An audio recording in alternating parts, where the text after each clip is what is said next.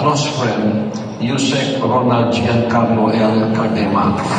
Yusek Cardema, welcome to Mission Exclusive. Salamat po, Pastor.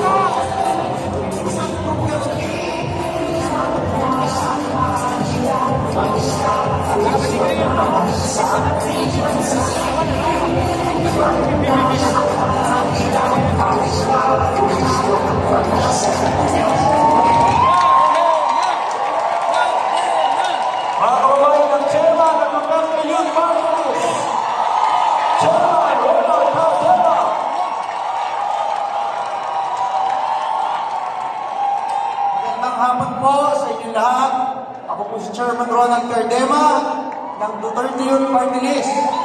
Ang kaisa-isang party list sa Kongreso na lumalaban sa mga makakaliwang grupo.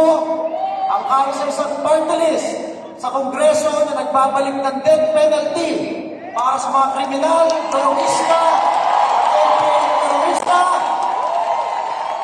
Ang kaisa-isang party list na nagtanggol kay Pangulong Rodrigo Duterte sa Kongreso at sumama kay Vice President Sara Duterte sa Kongreso.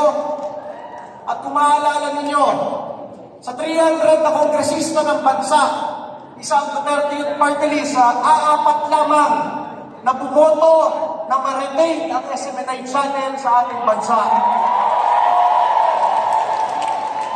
Ganun po ang aming paninindigan sa Duterte Youth Party List, na kahit nag-aalisan na lahat ng kongresista, kami ay naninindigan para sa aming kaibigan, ang susunod na senador, number 53, Pastor Apollo Kibuloy.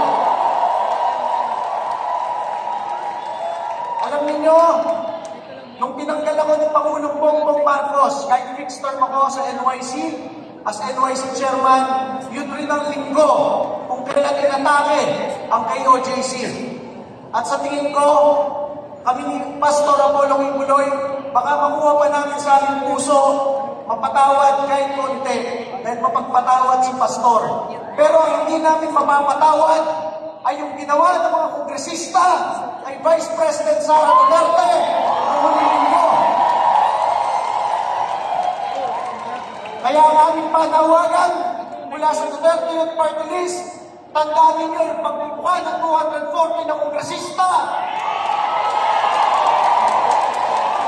na nag-impeach kay Vice President Sara Duterte.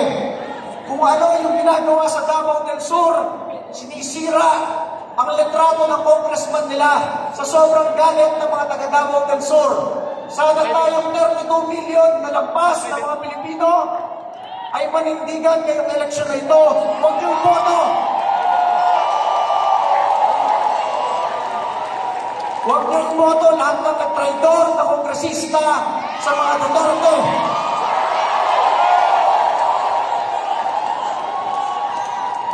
Ang Pangulong Duterte lamang at ang Vice President Sara Duterte ang nagpoprotekta sa ating lahat mula sa mga kriminal, terorista at terorista.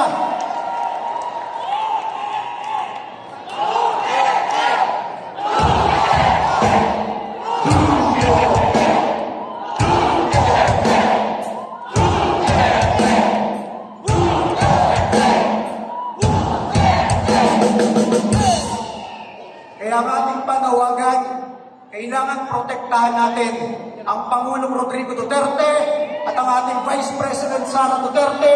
At ngayong eleksyon na ito, lahat ng 240 na yan, kakampanyahin natin matalo sa kanilang mga distrito at probinsya. Tayong 32 million na Duterte supporters, unang-una, hindi na natin iboboto yung mga kinatawan na yan. At pangalawa, lahat ng mga neutral, ating mga kapitbahay, kababayan, kakampanyahin pa natin na huwag iboto yung mga traitor at walang utang na loob ng mga kongresista na yun.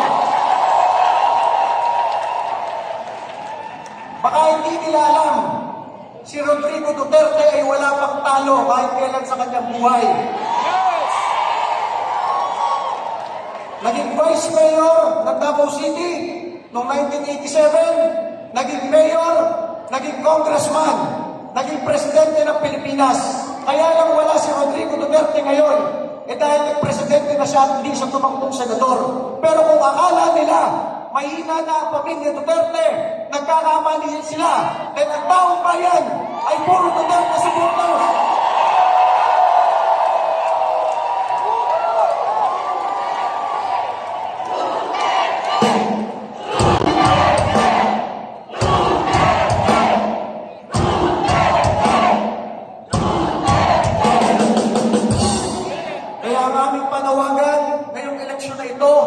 Iboto ninyo ang mga kaalyado ng Pangulong Duterte na narito sa harap at iboto ninyo ang mga senador ni Pangulong Duterte para mapagtibay ang pagbabalik sa Malacanang ni Sara Duterte.